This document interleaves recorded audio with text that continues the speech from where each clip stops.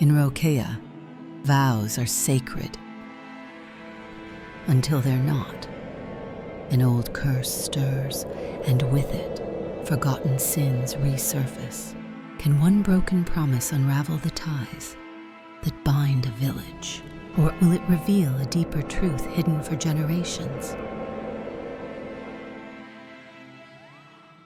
In the village of Rokea, a strict code of honor governed every aspect of life.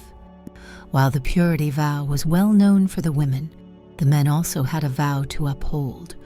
Before marriage, young men were required to abstain from sexual relations for a full year, a promise meant to symbolize their dedication and respect for their future wives. The vow was a way to ensure loyalty, not just to the woman they would marry, but to the village and its sacred traditions. Breaking this vow was seen as a betrayal of the community's deepest values. That year, one young man named Tumo stood at the center of attention. Tall and charismatic, Tumo had always been admired by many in the village. He was a natural leader, respected by the elders, and looked up to by the younger boys who saw him as the epitome of honor and masculinity. As he approached his upcoming marriage to Nia, a beautiful and devoted young woman, the village expected him to fulfill his vow without question. But as the days passed, whispers began to spread through the village. Rumors surfaced that Tumo had not kept his promise, and a woman named Safiya, known for her quiet demeanor and her family's modest status, was pregnant. The gossip intensified, questioning if Tumo was the father. While the elders tried to silence the rumors, they could no longer ignore the signs that Safiya's belly was swelling with life. The day came when Tumo could no longer hide. At a village meeting, an elder spoke out, his voice filled with disappointment. "Tumo, you are accused of breaking your vow. Have you taken Safiya, and is the child in her womb yours?" The village fell silent, every eye on Tumo as he stood with his shoulders squared and his face pale.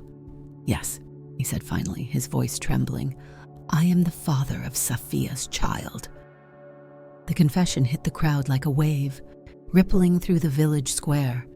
Nia, who stood nearby, felt her world collapse around her. Her future husband, the man she believed would be her partner for life, had betrayed not only her, but the sacred traditions that defined their community. Safiya, who had remained silent throughout the meeting, stepped forward. Her dark eyes shone with tears, but there was a defiance in her posture. "I did not ask for this," she began, her voice steady but full of emotion.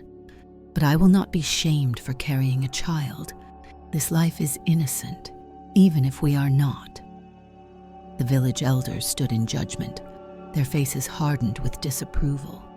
"You have brought disgrace upon yourself, Safiya, and upon this village," one elder said coldly.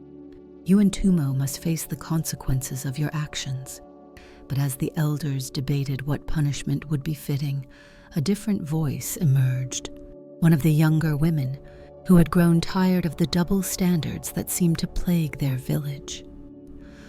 "Why is Safiya the one being shamed?" she shouted.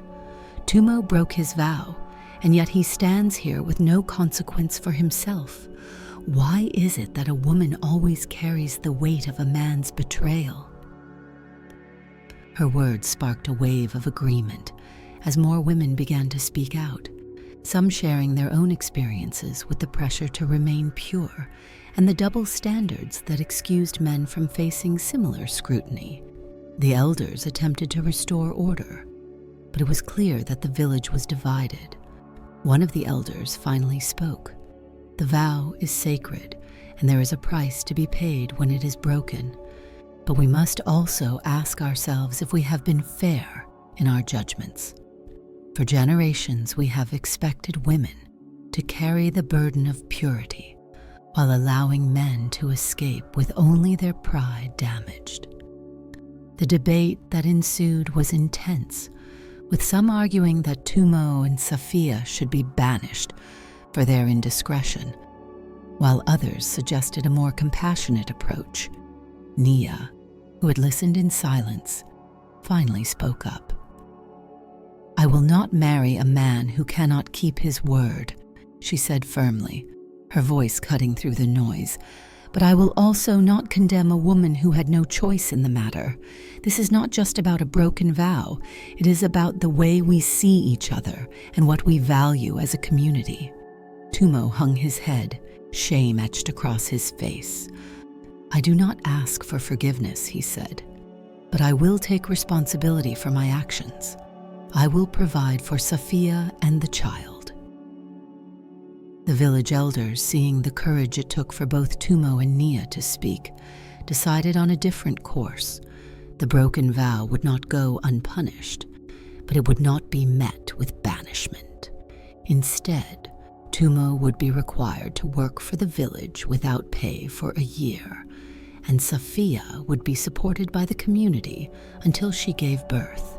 The elders also declared that moving forward, the vow would apply equally to men and women, and that the traditions would be re-examined to ensure fairness for all. As the days turned into weeks and then months, Safiya's child grew inside her. She found herself surrounded by a new kind of strength. Women who had once stood in the shadows began to support her openly. Tumo, though disgraced, worked tirelessly to prove that he could still be a part of the community. And Nia, while hurt, chose to embrace her own future without resentment, becoming a voice for change within the village.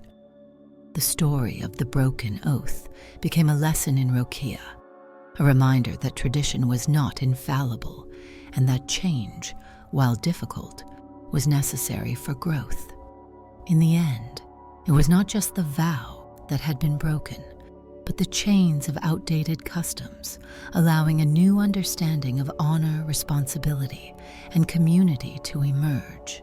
Thank you for joining Jum's journey and experiencing the power of acceptance and resilience with us. If you found her story inspiring, please like, subscribe, and share your thoughts in the comments below. Stay tuned for more captivating tales ahead. Until next time, farewell.